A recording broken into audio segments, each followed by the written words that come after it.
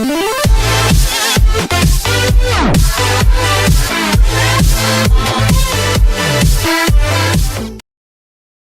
no half-steppin' on Wizards' old-school hip-hop night. The most interesting Wizards development this week? No, it's not the home loss to a lesser opponent. That happens pretty regularly.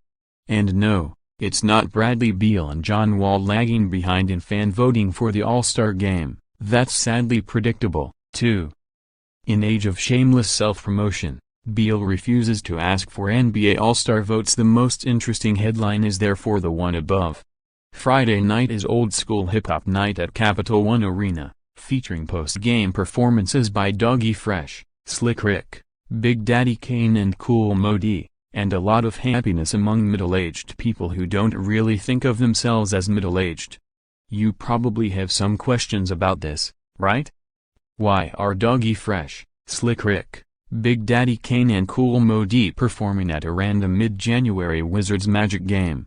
The Wizards introduced a post-game Friday night concert series last season with 4 themed nights: an R&B night, a go-go night, an old-school hip-hop night and a gospel night.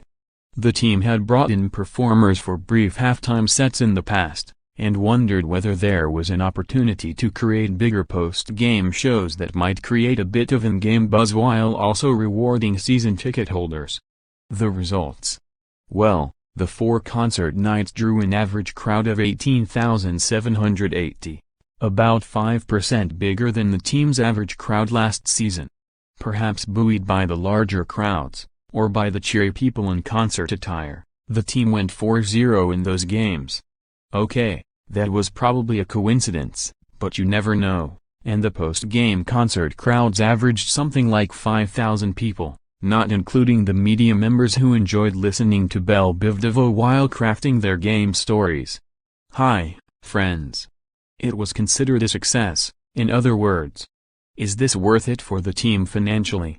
You'd be surprised, said Hunter Lockman, the senior vice president of marketing brand and strategy at Monumental Sports. The individual sales, the extra revenue versus a normal night, year over year, made it worthwhile enough that we wanted to do it year 2. So how did they book the year 2 acts? The team reached out both to customers and held internal brainstorming meetings about what sort of acts would make sense, and wound up with the same 4 themed nights. Go-Go Night already happened, timed with the announcement of the new developmental franchise, the Capital City Go-Go. R&B Night, featuring Carl Thomas, Biz Markie and Alex J, will arrive in March, and Gospel Night in April.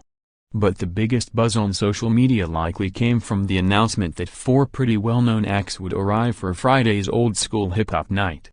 The team is trying here to find the right acts on the right date, balancing arena availability. Saturday Caps games impact the arena transition, with available artists with their price tags. And no on wood, this just worked out, Lockman said. Everyone works together, and that's how we came up with this, and we're pretty happy with it. And what I love about it is I got a bunch of texts that were like, seriously? ? What do players think about all this? Well, I asked Thomas Satoransky about the 4 acts, and he was not familiar with any, although he did used to listen to Wu-Tang Clan when he was a youngster.